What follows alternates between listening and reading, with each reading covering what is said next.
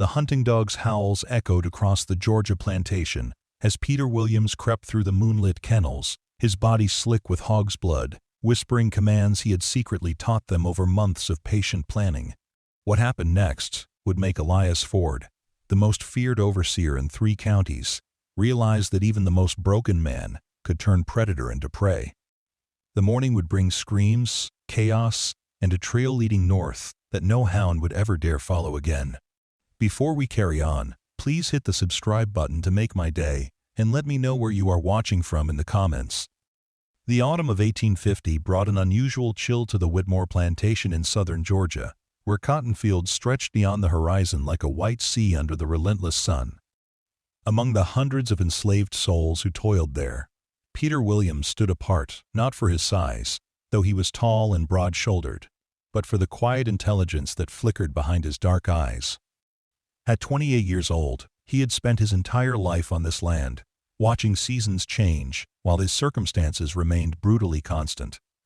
Peter possessed a rare gift that few recognized, a natural ability to communicate with animals that had manifested since childhood. As a boy, he had calmed wild horses with nothing but his voice and gentle touch, tamed feral cats that wandered onto the plantation, and even convinced rattlesnakes to slither away rather than strike. His fellow slaves whispered that he carried some ancient magic in his blood, a connection to the natural world that slavery couldn't break. But Peter understood it differently. He simply listened to what animals were telling him and spoke back in ways they could understand. The overseer, Elias Ford, had arrived at Whitmore Plantation 3 years earlier with a reputation that preceded him like smoke from a house fire. Ford was a lean, weathered man with pale eyes that seemed to look right through a person, calculating their worth and finding them wanting. He had worked plantations from South Carolina to Louisiana, leaving behind a trail of broken spirits and unmarked graves. Master Whitmore had hired him specifically for his efficiency in maintaining discipline, and Ford had exceeded expectations in the most horrifying ways. Ford's most feared weapon wasn't the whip that hung from his belt, or the pistol tucked into his waistband. It was his pack of hunting dogs. 6 massive bloodhounds that he had trained not just to track runaway slaves, but to terrorize them into submission. These weren't ordinary tracking dogs. Ford had conditioned them to associate the scent of fear with permission to attack. The mere sound of their baying in the distance was enough to make grown men weep and turn themselves in, rather than face what awaited them in the woods. Peter had witnessed the dogs work firsthand on a humid July morning when 17-year-old Moses had attempted to reach his sister on a neighboring plantation. The boy had made it less than 5 miles before Ford's hounds caught his trail. When they dragged him back, Moses was barely recognizable, his clothes torn to shreds, deep puncture wounds covering his arms and legs where the dogs had latched on and held him until Ford arrived. The boy's eyes held a vacant stare that never quite returned to normal, and he walked with a permanent limp that served as a daily reminder to everyone of what happened to those who ran. The incident with Moses had planted a seed in Peter's mind that grew slowly but persistently over the following months. He began observing Ford's dogs with new intensity, studying their behavior, their hierarchy, their routines. He noticed that despite their fearsome reputation, they were still animals with the same basic needs and instincts as any other creature. They responded to kindness, they craved affection, and most importantly, they could be taught. Ford kept the dogs in a large pen behind his quarters, a sturdy wooden enclosure surrounded by iron fencing that kept the hounds secure but visible. The overseer took pride in their appearance, keeping them well fed and groomed so they would look as intimidating as they were effective. Every morning at dawn, Ford would emerge from his cabin and walk the perimeter of the pen, inspecting his prized hunters while they pressed against the fence, eager for attention and the promise of work. Peter's opportunity came through his assigned duties in the plantation's smokehouse, which sat approximately 50 yards from Ford's quarters. His job was to tend the fires that preserved the meat, a position that required him to work odd hours and move about the grounds when others were sleeping or occupied elsewhere. It was during these quiet moments that Peter began his careful campaign to win over Ford's hunting pack. The first step required weeks of patient observation. Peter learned each dog's individual personality, identifying the alpha male, a scarred beast named Rex who bore the marks of countless hunts, and the more submissive females who followed his lead. He discovered that despite their training to attack fleeing slaves, they were hungry for positive interaction and affection that Ford rarely provided beyond basic maintenance. The overseer treated them as tools, rather than living creatures, which created an opening that Peter recognized he could exploit. On a moonless night in early September, Peter made his first direct contact with the dogs. Armed with scraps of fresh pork from the smokehouse, he approached the pen slowly, speaking in low, soothing tones that he had perfected over years of working with animals. The dogs initially growled and showed their teeth, but Peter's calm persistence and the offering of food gradually won them over. By the end of that first encounter, 2 of the younger females were allowing him to scratch behind their ears through the fence. Night after night, Peter continued his secret visits to the pen, each time building greater trust with Ford's hounds. He learned their names by listening to the overseer's commands during training sessions, memorizing which dogs responded to which vocal cues and hand signals. Rex proved the most challenging to win over. The alpha's loyalty to Ford ran deeper than simple conditioning, but even he eventually succumbed to Peter's patient approach and genuine affection. The breakthrough came when Peter realized that Ford's training methods relied heavily on fear and dominance, creating dogs that were eager to please, but lacking in true emotional connection to their handler. Peter offered something different, genuine care and understanding, that spoke to their basic canine nature. Within weeks, the dogs were greeting his nighttime visits with wagging tails and quiet whines of excitement that had to be carefully managed to avoid attracting Ford's attention. As autumn deepened and the cotton harvest reached its peak, Peter began the second phase of his plan. Having established trust with the dogs, he started introducing new commands and associations that would serve his ultimate purpose. Using techniques he had observed from watching Ford's training sessions, but applying them with kindness rather than brutality, Peter taught the dogs to respond to his voice with the same obedience they showed their official handler. The process required incredible patience and precision. Peter had to ensure that his training didn't interfere with the dog's performance for Ford during the day, while simultaneously building new neural pathways that would serve his purposes when the time came. He accomplished this by using slightly different vocal tones and hand signals that were similar enough to Ford's commands to feel familiar, but distinct enough that the dogs learned to associate them specifically with Peter. During this time, Peter also began preparing for the physical aspects of his plan. He studied Ford's routines obsessively, noting when the overseer was most vulnerable, where he spent his time, and how the dog's presence might be used against him. Peter realized that Ford's confidence in his own security measures had made him careless. The overseer never imagined that someone might turn his own weapons against him. The catalyst for action came on a cold November morning when Ford decided to make an example of Sarah, a young woman who had been caught trying to send a letter to her children on another plantation. Ford announced that he would use this incident to demonstrate the consequences of unauthorized communication, and he ordered the dogs to be prepared for a public display of discipline that would serve as a warning to Besh. Everyone on the plantation. Peter watched in horror as Ford had Sarah tied to a post in the main yard, while the assembled slaves were forced to witness what followed. The overseer released 2 of his smaller dogs and commanded them to circle the terrified woman, snapping at her legs and arms while she screamed for mercy. The dogs didn't seriously injure her. Ford was too clever to permanently damage valuable property, but the psychological impact was devastating. Sarah's terror was palpable, and Peter could see the effect it had on everyone present. That night, as Sarah lay in the slave quarters sobbing from trauma and shame, Peter made his final decision. He had been planning and preparing for months, but seeing Ford's casual cruelty toward an innocent woman crystallized his resolve. The overseer had to be stopped, and Peter finally had the means to do it. The plan required careful timing and perfect execution. Peter waited for the new moon, when darkness would provide maximum cover for his movements. He also needed Ford to be in his quarters alone, without the unpredictable presence of visitors or other plantation personnel who might complicate the situation. Fortune smiled on Peter's preparation when Master Whitmore announced he would be traveling to Savannah for business, leaving Ford in complete control of the plantation for several days. On the chosen night, Peter began his preparations while the plantation slept. He had been collecting pig's blood from the smokehouse for weeks, storing it in small containers hidden beneath the floorboards of his own cabin. The blood served multiple purposes in his plan. It would mask his human scent, create the right olfactory associations for the dogs, and provide the visceral element that would trigger their hunting instincts when properly directed. Peter coated himself thoroughly with the pig's blood, paying special attention to his hands and clothing where the scent would be strongest. The sensation was revolting, but he forced himself to focus on the greater purpose his actions would serve. This wasn't just about revenge against Ford, though that desire certainly burned within him. It was about protecting everyone on the plantation from the overseer's reign of terror.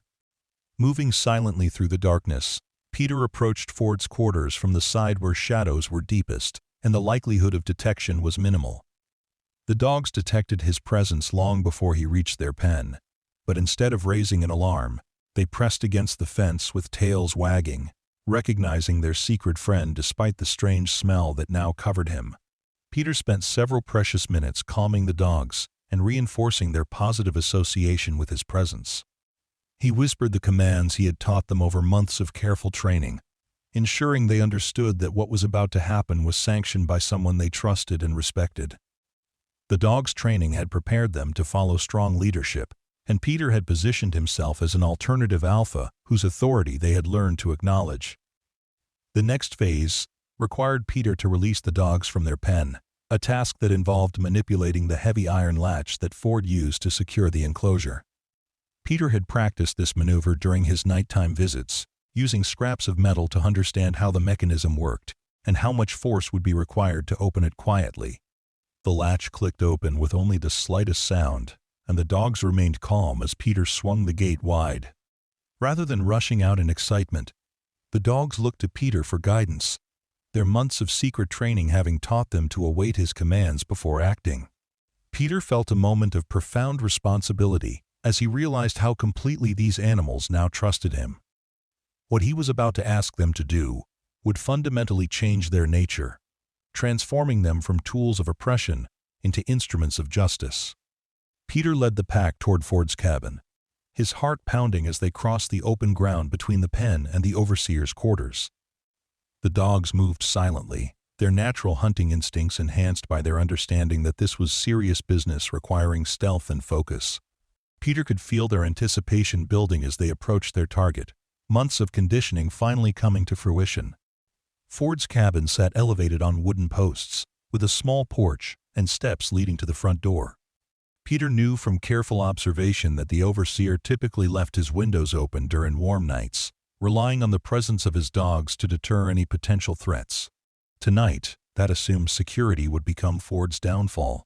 Peter positioned himself beneath one of the open windows and began the final phase of his plan. Using hand signals and whispered commands that the dogs had learned to obey without question, he directed their attention toward the cabin and the man sleeping inside. The scent of pig's blood that covered Peter created powerful olfactory associations that linked him to the hunt while simultaneously triggering the dog's predatory instincts. The genius of Peter's approach lay in how he had restructured the dog's understanding of their role. Instead of seeing Ford as their master and protector, months of secret conditioning had taught them to view Peter as their true alpha, and Ford as simply another target to be hunted. The pig's blood scent reinforced this new hierarchy, while providing the sensory trigger that would unleash their trained aggression. Peter gave the final command, a low whistle that he had taught the dogs to associate with permission to attack. The effect was immediate and terrifying. 6 hunting dogs that had been bred and trained for violence suddenly focused that energy on their former master with single-minded intensity. They launched themselves through Ford's open windows and door with the same savage efficiency they had previously reserved for runaway slaves. Ford's screams pierced the night air as he awoke to find himself under attack by his own animals. The overseer, who had inspired fear in hundreds of enslaved people through his control of these very dogs, now experienced that terror firsthand as the pack descended upon him with unprecedented fury. The irony was not lost on Peter, who watched from outside as justice finally visited the man who had dispensed so much cruelty. The attack was swift and decisive.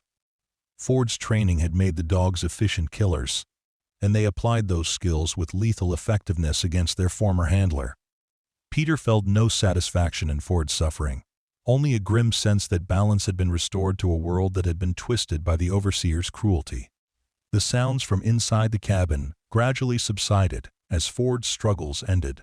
Peter knew he had only minutes before the commotion attracted attention from other parts of the plantation. Working quickly, he called the dogs away from Ford's body and led them back toward their pen. The pack obeyed his commands without hesitation, their loyalty now completely transferred from their former master to the man who had shown them genuine affection and respect. Instead of returning the dogs to their enclosure, Peter made a decision that surprised even himself. He released them into the darkness beyond the plantation boundaries, giving them the freedom they had never known under Ford's harsh control. The dogs understood this gift instinctively, and after a final moment of connection with the man who had liberated them, they disappeared into the Georgia wilderness, where they would live as nature intended. Peter then began covering his tracks, both literally and figuratively. He used Ford's own tools to create a trail leading north from the cabin, suggesting that the overseer had been attacked by unknown assailants who then fled toward the Free States. Peter scattered personal items along this false trail, including pieces of Ford's clothing torn to suggest a struggle, and even some of the overseer's blood to reinforce the deception. The most crucial element of Peter's misdirection involved eliminating evidence of his own involvement. He buried the containers that had held the pig's blood, burned the clothes he had worn during the attack, and carefully cleaned any traces of blood from his body using water from a nearby stream. By dawn, no physical evidence connected him to Ford's death beyond his presence on the plantation, which was easily explained by his legitimate duties. When Master Whitmore returned from Savannah 2 days later, he found his plantation in chaos. Ford's body had been discovered by other overseers who had come looking for him when he failed to appear for his morning rounds. The false trail leading north had convinced local authorities that Ford had been killed by abolitionists or escaped slaves who had returned seeking revenge. The investigation that followed was thorough, but ultimately fruitless. Sheriff's deputies interviewed every slave on the plantation, including Peter, but found no evidence pointing toward any specific individual or group. Peter's reputation as a quiet, obedient worker served him well during questioning, and his genuine grief over the loss of life, even Ford's life, convinced investigators of his innocence. The absence of Ford's dogs puzzled authorities, who initially assumed the animals had been stolen by the same parties responsible for the overseer's death. Search parties combed the surrounding countryside, but found no trace of the valuable hunting pack. Local newspapers reported the mysterious disappearance as evidence of a well-organized conspiracy against plantation security, further reinforcing the narrative that outside agitators were responsible. Master Whitmore hired a new overseer within the week, a man named Roberts who lacked Ford's reputation for extreme violence, but maintained strict discipline through more conventional means. The change in atmosphere on the plantation was immediate and profound. Without the constant threat of Ford's dogs, slaves found small freedoms that had been impossible under the previous regime. Peter continued his duties in the smokehouse, maintaining the same quiet demeanor that had served him so well throughout his secret campaign against Ford. He never spoke of what had happened that night, not even to his closest friends among the slave community, understanding that some secrets were too dangerous to share. The knowledge of what he had accomplished remained locked within his own heart. A private victory in a war that few even recognized was being fought. Months passed, and the memory of Ford's reign of terror began to fade as life on the plantation settled into new routines. Peter noticed changes in his fellow slaves that went beyond the simple absence of physical intimidation. People stood a little straighter, spoke with slightly less fear, and dared to hope for small improvements in their daily existence. The psychological impact of Ford's removal had created ripple effects that touched every aspect of plantation life. The true measure of Peter's success became apparent when Roberts attempted to acquire new hunting dogs to replace Ford's missing pack. Despite offering substantial sums to dog traders throughout Georgia and South Carolina, Roberts found that no animal would work effectively in the role Ford's hounds had filled. Word had somehow spread through the complex networks that connected plantations across the South, and dogs that had been bred and trained for slave catching refused to perform when brought to Whitmore Plantation. Local animal handlers attributed this phenomenon to supernatural causes, claiming that the ghost of Ford's pack haunted the grounds and prevented other dogs from taking their place. Peter understood the real explanation was far more practical but equally effective. His liberation of Ford's dogs had sent a message through the animal kingdom that was beyond human comprehension, but clearly understood by creatures who lived closer to natural law than their human masters. As winter gave way to spring, Peter began considering the next phase of his life. Ford's death had eliminated the immediate threat that had motivated his elaborate plan, but it had also awakened something within him that could not easily be put back to sleep. Peter had discovered that even within the constraints of slavery, individual action could create meaningful change. The question now was how to build upon that knowledge without exposing himself to unnecessary risk. The answer came from an unexpected source, when a group of escaped slaves passing through the area sought shelter in the abandoned buildings at the edge of Whitmore Plantation.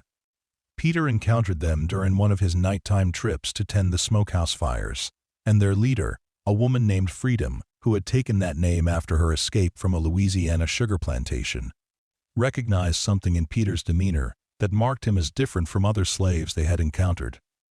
Freedom's group was part of the Underground Railroad network that helped escaped slaves reach safety in the North, and they were always seeking local contacts who could provide information, supplies, or temporary shelter. Peter's position on the plantation, combined with his demonstrated ability to take decisive action without detection, made him an ideal candidate for recruitment into their secret organization. The decision to join the Underground Railroad represented a significant escalation in Peter's resistance activities, but it felt like a natural progression from his successful campaign against Ford. Having proven to himself that carefully planned action could achieve seemingly impossible goals, Peter was ready to apply those same skills to helping others escape the bonds of slavery entirely. Over the following months, Peter became a crucial link in the Underground Railroad chain that ran through central Georgia. His work in the smokehouse provided legitimate reasons to be active during unusual hours, and his reputation for reliability made it easy to explain away any minor inconsistencies in his routine. Most importantly, his experience with Ford had taught him how to think strategically about security and misdirection. Peter's first Underground Railroad operation involved helping a family of 4 escape from a neighboring plantation where conditions had become unbearable under a new overseer who made even Ford seem merciful. By comparison, Peter provided them with food, supplies, and detailed information about safe routes north, drawing on his extensive knowledge of local geography and seasonal patterns that affected travel conditions. The success of that first mission led to others, each one carefully planned and executed with the same attention to detail that had characterized Peter's campaign against Ford. Word of his reliability spread through the Underground Railroad network, and soon conductors from as far away as South Carolina were routing escapees through Georgia specifically to take advantage of Peter's assistance. Peter's activities inevitably attracted the attention of slave catchers and local authorities, but his careful operational security kept him one step ahead of detection. He never met escaped slaves directly, instead using a system of dead drops and coded messages that maintained separation between different elements of the operation. If any single link in the chain was compromised, the damage would be contained without exposing Peter or other key operators. The psychological impact of Peter's Underground Railroad work extended far beyond the individual slaves he helped escape. Knowledge that successful resistance was possible spread through the slave communities across central Georgia, inspiring others to take their own steps toward freedom. Some followed Peter's example by escaping north, while others found ways to resist oppression within the constraints of their existing circumstances. Master Whitmore began noticing increased restlessness among his slaves during the summer of 1851, nearly a year after Ford's death. Productivity remained acceptable, but there was a subtle shift in attitudes that suggested people were no longer resigned to permanent bondage. Whitmore attributed this change to the absence of Ford's intimidating presence, and made plans to hire additional security personnel to restore proper discipline. Peter understood that his window of opportunity was closing as plantation owners throughout the region began implementing new security measures designed to prevent both escapes and internal resistance.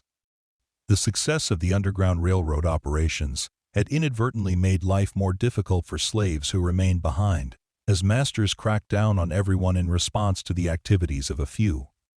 The decision to make his own escape came when Peter learned that Whitmore was planning to sell several slaves to cover debts incurred by failed cotton speculation. Peter's name appeared on the preliminary list of people to be sold, along with several others who had worked closely with him over the years.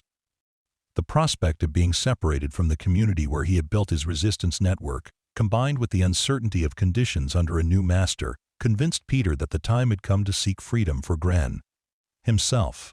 Planning his own escape required different considerations than the operations Peter had organized for others. As someone known to plantation authorities and local law enforcement, he would face greater scrutiny than anonymous runaways from distant locations. Peter also needed to ensure that his departure wouldn't compromise the Underground Railroad network he had helped establish, which meant severing all connections and eliminating evidence of his activities. Peter spent weeks preparing for his escape, using techniques he had learned from helping others, while adapting them to his specific situation. He accumulated supplies gradually, hiding food, clothing, and tools in various locations along his planned route north. Most importantly, he created multiple false trails and misdirection strategies designed to confuse pursuers and buy precious time during the critical early stages of his flight.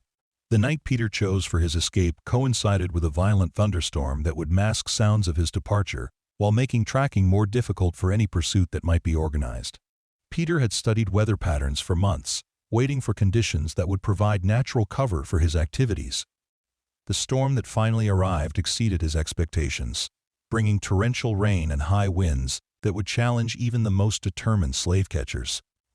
Peter's escape route took him through terrain he had scouted during his Underground Railroad operations, following paths that avoided main roads and populated areas where he might be recognized. He moved quickly through the darkness, his intimate knowledge of local geography allowing him to navigate confidently, despite the challenging weather conditions. Every mile he covered increased his chances of reaching safety before his absence was discovered. Dawn broke gray and stormy, with rain continuing to fall as Peter reached the first safe house on his planned route.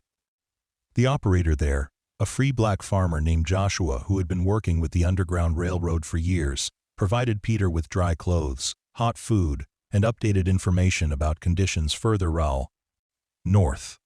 Peter's reputation had preceded him, and Joshua treated him with the respect accorded to a proven ally, rather than just another escapee. The journey north took Peter through a network of safe houses and sympathetic contacts that he had helped establish during his Underground Railroad activities.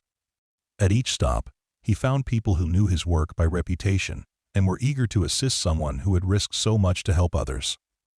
The irony of benefiting from a system he had helped create was not lost on Peter, but he accepted the assistance gratefully while remaining vigilant for signs of pursuit.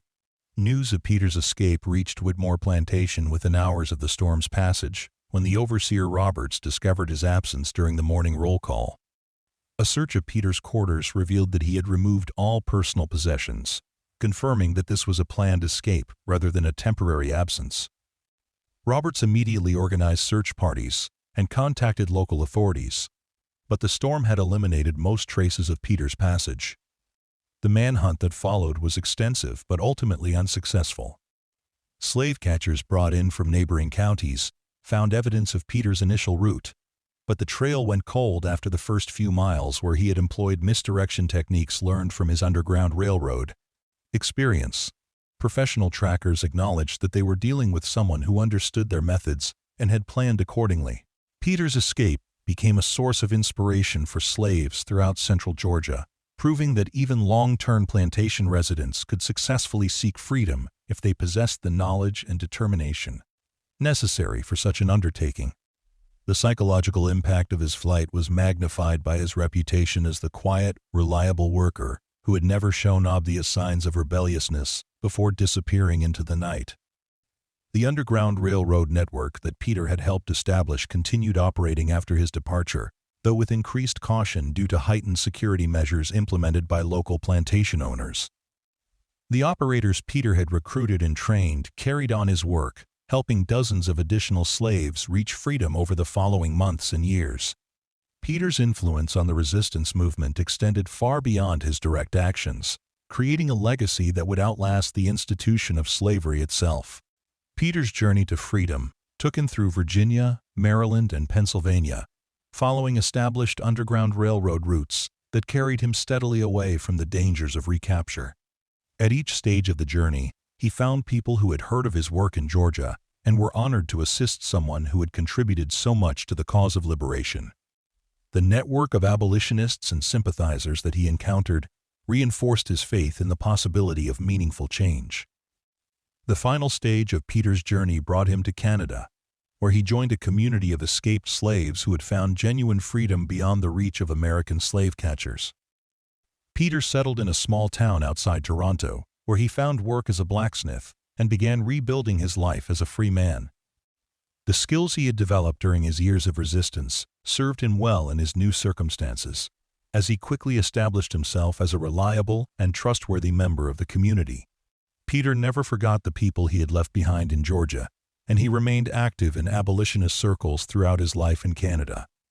He provided information and assistance to Underground Railroad operations, helped newly arrived escapees adjust to freedom, and spoke publicly about his experiences whenever such testimony might advance the cause of ending slavery. His story became a powerful example of how individual courage and careful planning could overcome seemingly impossible odds. The dogs that Peter had liberated from Ford's kennel were occasionally sighted in the Georgia wilderness over the years that followed, living as a wild pack that avoided human contact while thriving in their natural environment. Local hunters reported encounters with unusually large and intelligent animals that seemed to understand human behavior well enough to avoid traps and other dangers. These sightings became part of local folklore, with many people attributing supernatural qualities to the creatures that had once terrorized escaped slaves. Master Whitmore never replaced Ford's hunting dogs, partly due to the practical difficulties encountered by Overseer Roberts, but also because the entire system of using animals to track and intimidate slaves had been fundamentally compromised by Peter's actions. The psychological advantage that such dogs had provided was lost once people realized that the animals could be turned against their handlers, and alternative security measures proved both more expensive and less effective. The plantation system that had defined life in central Georgia for generations began changing in subtle ways following Peter's escape and the broader Underground Railroad activities he had inspired. While slavery remained legal and enforced, the absolute control that masters had once exercised over their human property was gradually eroded by the knowledge that resistance was possible and that escape routes existed for those brave enough to use them.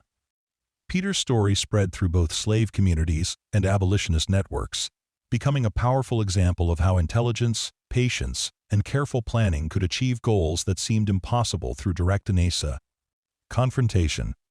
His success in turning Ford's own weapons against him demonstrated that oppressive systems contained the seeds of their own destruction if individuals were clever enough to exploit those weaknesses.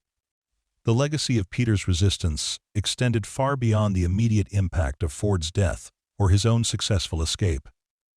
The techniques he had developed for building trust with animals, organizing clandestine operations, and maintaining operational security became part of the collective knowledge that Underground Railroad brass operators shared with each other. His innovations in misdirection and counter-surveillance helped countless other escapees reach freedom over the years that followed. As Peter aged in his Canadian home, surrounded by children and grandchildren who had never known slavery, he often reflected on the night when he had coated himself in pig's blood and crept into Ford's kennel with revenge and justice burning in his heart. That moment had changed not only his own destiny, but the lives of everyone who had benefited from the Underground Railroad network he had helped establish. The quiet slave who had possessed an unusual gift for communicating with animals had discovered that his greatest talent lay in understanding human nature and finding ways to turn oppression against itself. The hunting dogs never returned to their former work, and the blood-soaked night when they had torn their master apart became a turning point in the long struggle for freedom that would eventually consume the nation in civil war. Peter Williams had struck the first blow in that conflict, proving that even the most powerless individual could find ways to fight back against injustice when they possessed the courage to act and the intelligence to plan carefully. In the end, Peter's triumph lay not just in his personal escape from slavery or his successful revenge against Ford, but in his demonstration that resistance was possible even under the most oppressive circumstances. His story became a beacon of hope for everyone who faced seemingly impossible odds, proving that determination, careful planning, and a willingness to take calculated risks could overcome even the most entrenched systems of oppression. The overseer's dogs had been turned against him under the midnight moon, and the reverberations from that act of defiance would continue spreading long after the last hound had disappeared into the Georgia wilderness, carrying with them the scent of freedom that no amount of training could ever completely eliminate. Years passed in Peter's Canadian sanctuary, but the memories of that blood-soaked night remained vivid in his mind, not as nightmares, but as reminders of what ordinary people could accomplish when pushed beyond endurance. Peter established himself as more than just another escaped slave in his new community. He became a strategist and organizer whose experiences in Georgia had taught him lessons that proved invaluable in the broader fight against slavery. The town of Chatham, where Peter eventually settled, had become a haven for escaped slaves and free blacks who had fled American persecution. The community was diverse, including farmers, craftsmen, teachers, and former slaves who had purchased their freedom through years of careful saving. Peter found himself naturally gravitating toward leadership roles, his quiet intelligence and proven track record making him someone others instinctively trusted with important decisions. Peter's blacksmith shop became an unofficial headquarters for Underground Railroad activities in the region, though he maintained the same operational security that had served him so well in Georgia. The shop's legitimate business provided cover for meetings and planning sessions, while the steady stream of customers created opportunities to pass information and coordinate assistance for newly arrived escapees. Peter had learned that the most effective resistance operations appeared completely ordinary to outside observers. Among the refugees who found their way to Peter's shop was Marcus, a young man who had escaped from a Virginia plantation after witnessing his sister's sale to a trader heading to the Deep South. Marcus possessed the same burning desire for justice that had motivated Peter's actions against Ford, but he lacked the patience and strategic thinking necessary for effective resistance.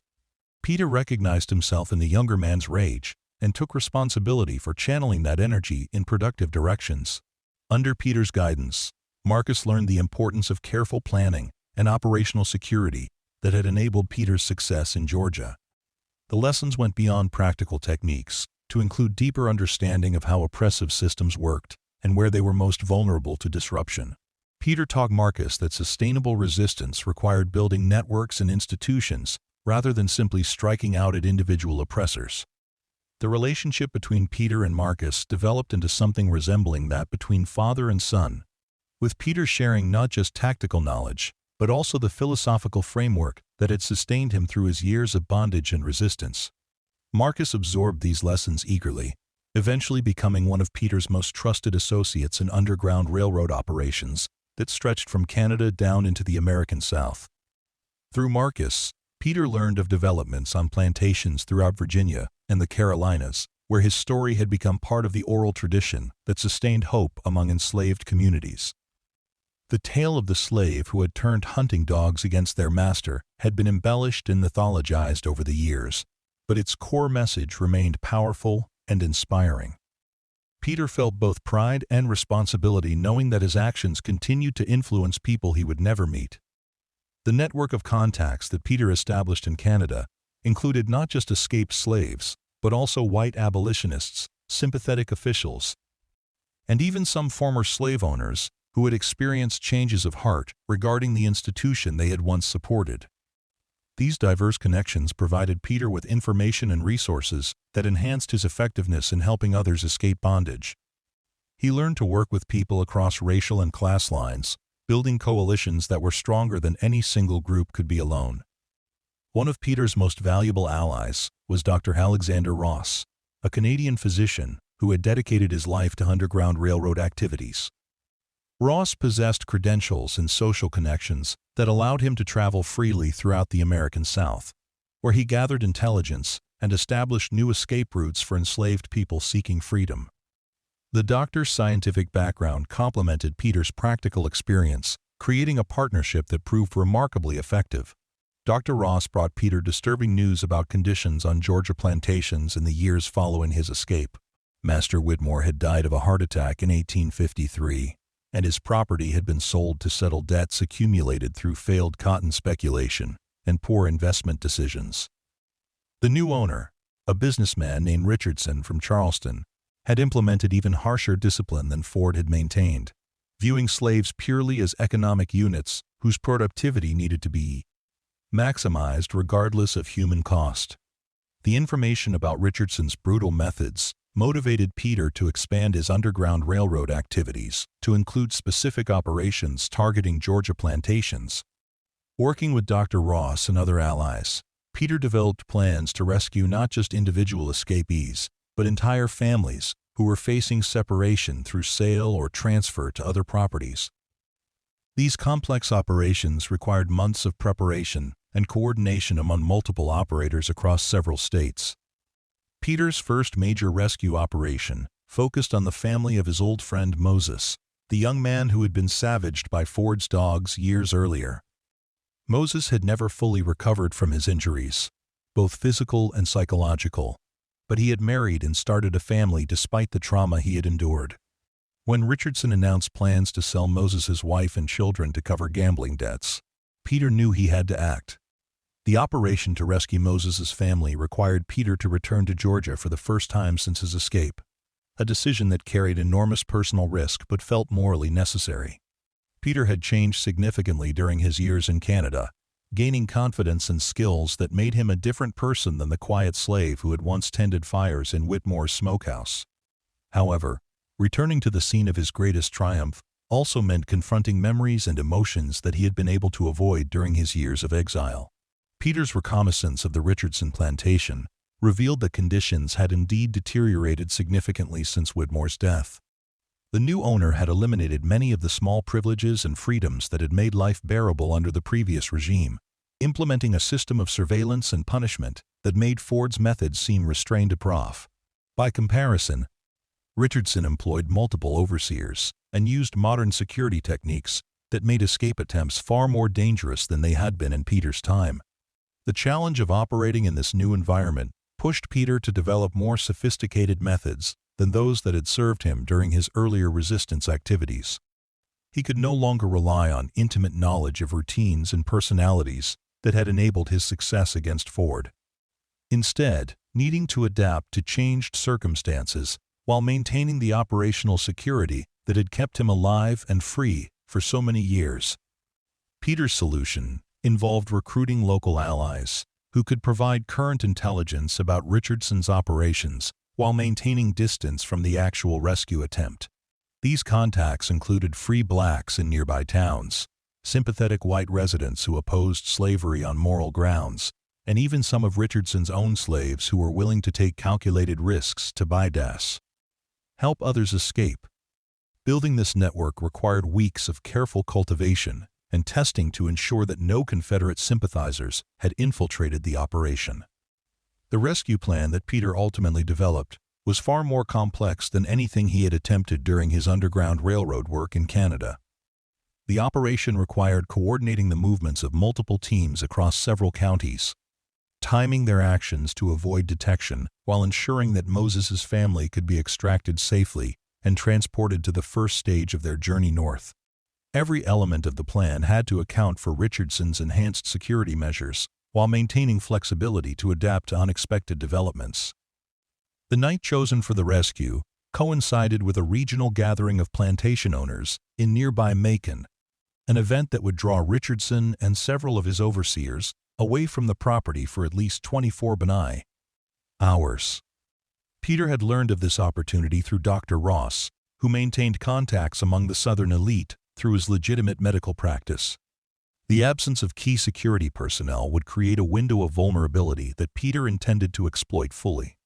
Peter's team for the operation included Marcus, who had insisted on participating despite the dangers involved, 2 other experienced Underground Railroad operators from Canada, and several local allies who would provide logistical support and misdirection. Each team member had specific responsibilities that minimized their exposure while maximizing the likelihood of mission success. Peter had learned from his earlier experiences that successful operations required both careful planning and competent execution by trusted associates. The extraction of Moses's family proceeded smoothly during the early stages, with Peter's team successfully infiltrating the plantation and locating their targets without raising alarms. Moses initially refused to believe that rescue was possible, his years of trauma having convinced him that escape attempts only led to greater suffering. Peter had to reveal his identity and share details of his successful campaign against Ford before Moses would trust the reality of the opportunity being offered. The psychological damage that Moses had sustained became apparent as Peter tried to convince him to leave with his family. Years of brutal conditioning had created a form of learned helplessness that made Moses fear any action that might attract Richardson's attention, even actions that offered genuine hope of freedom. Peter realized that rescuing Moses would require not just physical extraction, but also therapeutic intervention to help him overcome the mental barriers that slavery had created. Peter's approach to helping Moses involved sharing his own story of resistance and escape, demonstrating that even someone who had suffered severe trauma could find the courage to fight back and seek freedom. The conversation took place in whispered tones, while other team members maintained security. But Peter could see his words beginning to penetrate the defensive walls that Moses had built around his damaged psyche. Gradually, hope began to replace resignation in the younger man's eyes. The breakthrough came when Moses's wife, Sarah, added her voice to Peter's arguments, reminding her husband that their children deserved a chance at freedom, even if the adults had been too damaged by slavery to fully embrace the possibility. Her words carried weight that Peter's could not, speaking to Moses's protective instincts as a father and husband rather than his fears as a traumatized individual. Finally, Moses agreed to join the escape attempt, though his participation remained tentative and fragile. Moving Moses's family off the plantation required different techniques than Peter had used for his own escape, since the group included small children who could not be expected to maintain the discipline and silence that solo operations demanded. Peter had prepared for this challenge by developing specialized methods for family extractions, including sedatives to keep young children quiet during critical phases and modified routes that avoided areas where noise discipline was most important. The journey from Richardson's plantation to the first safe house took the rescue team through terrain that had changed significantly since Peter's original escape. New roads and settlements had altered the landscape, while increased patrols and security measures made travel more dangerous than it had been during the 1850s. Peter found himself adapting his knowledge of local geography to account for these changes while maintaining the pace necessary to stay ahead of any pursuit that might be organized. The safe house that served as the first stage of the escape route was operated by Ezra, a free black farmer who had been working with the Underground Railroad for over a decade. Ezra's property included hidden compartments and concealed routes that had been refined through years of experience, helping escapees reach freedom. Peter had worked with Ezra during previous operations, establishing the trust and communication protocols that made complex rescues possible. Moses's psychological condition became a major concern during the first days of the journey north, as the reality of what he had done began to sink in and create new anxieties about potential consequences.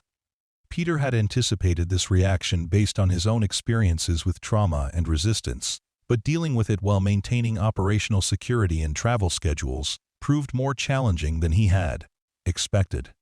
Moses's fears threatened to compromise the entire operation if they led to panic or irrational behavior. Peter's solution involved assigning Marcus to work specifically with Moses, drawing on the younger man's own experiences with trauma and recovery to provide peer support that Peter's leadership role made difficult to offer directly. Marcus understood the psychological challenges that Moses was facing because he had worked through similar issues during his own adaptation to freedom. The relationship between the two men became a crucial element in maintaining group cohesion during the most dangerous phases of the journey. The rescue team's route north took them through Virginia and Maryland, following established Underground Railroad paths that Peter had helped develop during his years of Canadian operations. However, Traveling with a family group required modifications to standard procedures, including longer stops at safe houses and alternative transportation methods that could accommodate children and individuals with limited mobility. Every deviation from normal protocols created new risks that had to be carefully managed. The most dangerous moment of the journey came when the group encountered a patrol of slave catchers near the Maryland border, forcing them to take refuge in a swamp for nearly 24 hours while the hunters searched the area.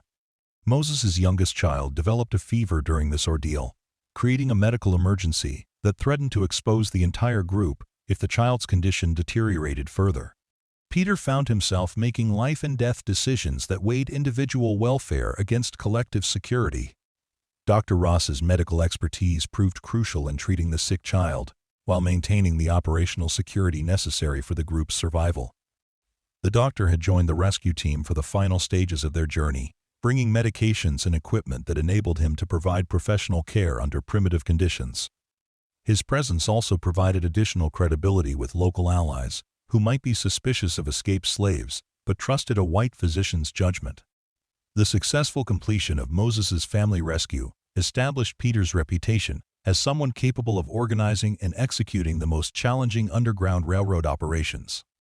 Word of his success spread through abolitionist networks, leading to requests for assistance from other families facing separation or sale. Peter found himself coordinating increasingly complex operations that pushed the boundaries of what small teams could accomplish against well-organized opposition. Peter's next major operation involved a coordinated rescue of multiple families from plantations across South Carolina, an undertaking that required months of preparation and coordination among dozens of operators working in several states. The scale of this operation exceeded anything that had been attempted previously, but Peter believed that bold action was necessary to demonstrate that the Underground Railroad could challenge slavery even in its strongholds. The South Carolina operation served as a prototype for larger resistance activities that would characterize the final years before the Civil War, as tensions between North and South reached levels that made peaceful resolution increasingly unlikely. Peter found himself working not just to help individuals escape bondage, but to contribute to broader political and social changes that would ultimately end slavery entirely. His personal experiences had evolved into a larger understanding of systemic change and collective action. The success of Peter's expanded Underground Railroad activities attracted attention from both supporters and opponents of slavery, leading to increased security measures and more aggressive pursuit of resistance. Organizers. Peter adapted to these challenges by developing more sophisticated counter-surveillance techniques and building deeper networks of support that could withstand increased pressure from authorities. His operations became models for resistance activities throughout the borderlands between slave and free states. The philosophical evolution that Peter underwent during these years of expanded resistance work led him to develop new theories about the nature of oppression and the most effective methods for combating it. He began to see his early success against Ford, not just as personal revenge, but as an example of how understanding an oppressive system's internal contradictions could be used to turn that system against itself. These insights influenced his approach to larger operations and his mentoring of younger resistance organizers. Peter's theoretical understanding of resistance found practical application when he was contacted by supporters of John Brown, the radical abolitionist who was planning armed action against slavery in Virginia. Brown's representatives sought Peter's expertise in animal handling and rural operations, recognizing that his unique combination of skills and experience could contribute significantly to their planned uprising. Peter found himself weighing the potential benefits of direct military action against his preference for careful, targeted operations.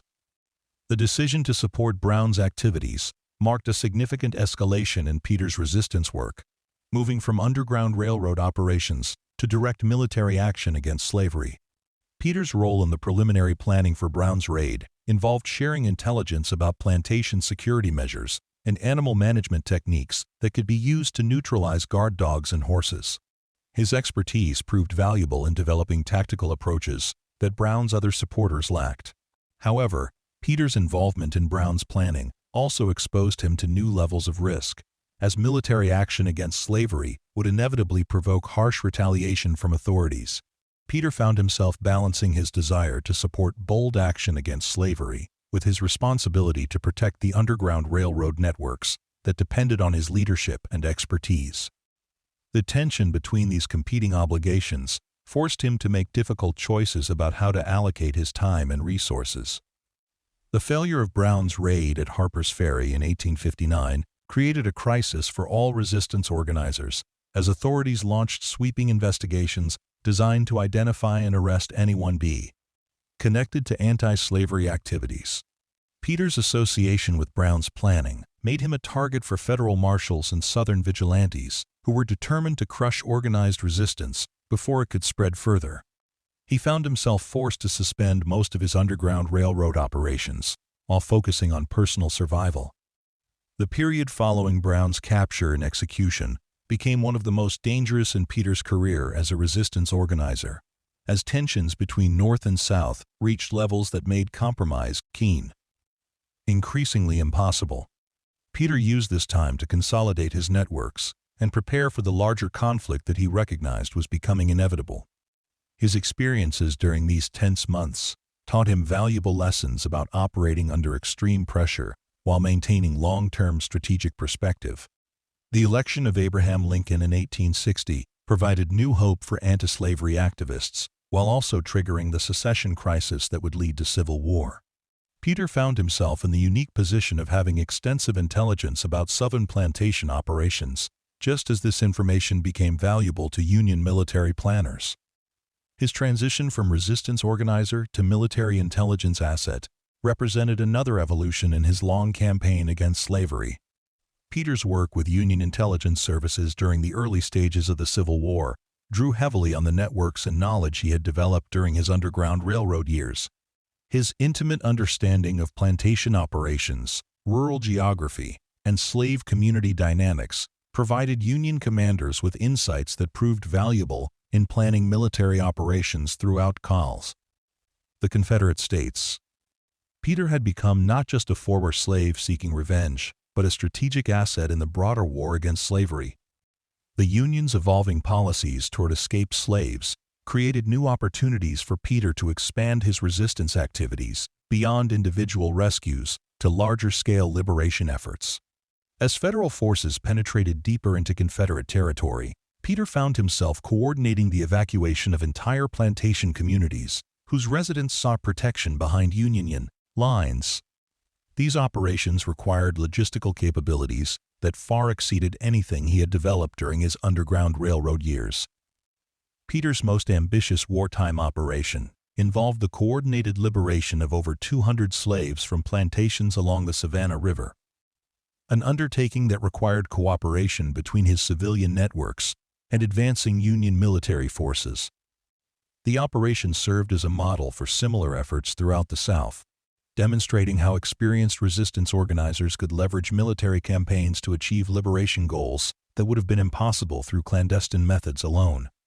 The success of large-scale liberation operations during the Civil War validated many of the techniques and principles that Peter had developed during his years of Underground Railroad work. His emphasis on careful planning, operational security, and building trust with local communities proved essential when applied to military operations that affected thousands of people rather than small groups of escapees. Peter's influence on Union liberation strategies extended far beyond his direct participation in specific operations. As the war progressed and Union victory became increasingly likely, Peter began planning for the challenges that would face newly freed slaves during the Reconstruction period that would follow Confederate defeat. His experiences with helping escapees adapt to freedom in Canada provided valuable insights into the educational, economic, and social support systems that would be necessary to make emancipation meaningful rather than merely legal. Peter recognized that winning the war would be only the first step in a longer struggle for genuine equality. The approach of Union forces to central Georgia in 1864 created an opportunity for Peter to return to the scene of his greatest early triumph. As General Sherman's march to the sea brought federal troops within striking distance of the Whitmore plantation where Peter's resistance career had begun, Peter volunteered to serve as a guide for Union forces operating in the area, offering his intimate knowledge of local geography and plantation operations to support military objectives. Peter's return to the Whitmore plantation, after more than a decade of exile, was emotionally complex, mixing satisfaction at the Union's arrival with grief for the suffering that had continued during his absence. The plantation had changed hands multiple times since Richardson's ownership, with each successive owner implementing increasingly harsh conditions as the war made slave labor more valuable and escape more commonplace. Peter found himself confronting the limits of individual resistance when faced with the scale of systemic oppression. The liberation of Whitmore Plantation provided Peter with closure on the personal journey that had begun with his secret campaign against Ford, but it also highlighted the broader work that remained to be done in Ball. Transforming Southern society. Peter discovered that many of the people he had known during his time in bondage had died from overwork, disease, or punishment, while others had been sold away to plantations deeper in the Confederate interior where Union forces had not yet penetrated. Among the survivors Peter encountered during the plantation's liberation was an elderly woman named Grace, who had served as an informal leader among the slave community during the years following Peter's escape. Grace had kept alive the story of Peter's triumph over Ford, using it to maintain hope and inspire resistance among people facing increasingly desperate conditions. Her preservation of Peter's legacy demonstrated how individual acts of courage could influence communities across generations. The reunion between Peter and the surviving members of his old community provided an opportunity to share stories and experiences that helped everyone process the trauma of their years in bondage. Peter learned about the various forms of resistance that had continued after his departure, including work slowdowns, sabotage, and assistance to other escapees who had followed routes he had established. These activities demonstrated that his influence had continued long after his physical departure from the plantation. The end of the Civil War and the formal abolition of slavery throughout the United States marked the culmination of Peter's lifetime struggle against the institution that had defined his early years. However, Peter recognized that legal emancipation would not automatically solve the problems facing former slaves, who would need education, economic opportunities, and political rights to achieve genuine freedom. His work during the Reconstruction period would prove as challenging and important as his pre-war resistance activities.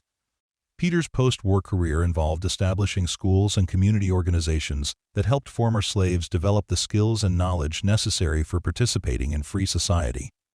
His experiences in Canada had taught him about the importance of education and economic development in creating sustainable freedom, lessons that he applied to Reconstruction work throughout the South. Peter became a bridge between the resistance networks of the slavery era and the civil rights organizations that would emerge during Reconstruction. The legacy of Peter's resistance career extended far beyond his personal achievements to include the networks, techniques, and philosophical approaches that influenced generations of civil rights activists. His emphasis on careful planning, building trust across racial lines, and understanding the internal contradictions of oppressive systems became part of the intellectual foundation for future social justice movements. Peter had demonstrated that individual courage, when properly channeled and supported, could contribute to systemic change. The hunting dogs that Peter had liberated from Ford's kennel were never seen again after disappearing into the Georgia wilderness. But their symbolic importance grew over the years as the story of their liberation became part of African American folklore. The tale of the slave who turned his master's weapons against him resonated with later generations who faced different forms of civil oppression but drew inspiration from Peter's example of how intelligence and determination could overcome seemingly impossible odds. In his final years, Peter often reflected on the night when he had coated himself with pig's blood and crept into Ford's kennel with revolution burning in his heart. That moment had launched a career of resistance that spanned decades and contributed to the end of slavery itself, proving that even the most powerless individual could find ways to fight back against injustice when they possessed the courage to act and the wisdom to plan carefully. The overseer's dogs had been turned against him under the midnight moon, and from that act of defiance had grown a movement that changed the course of American history.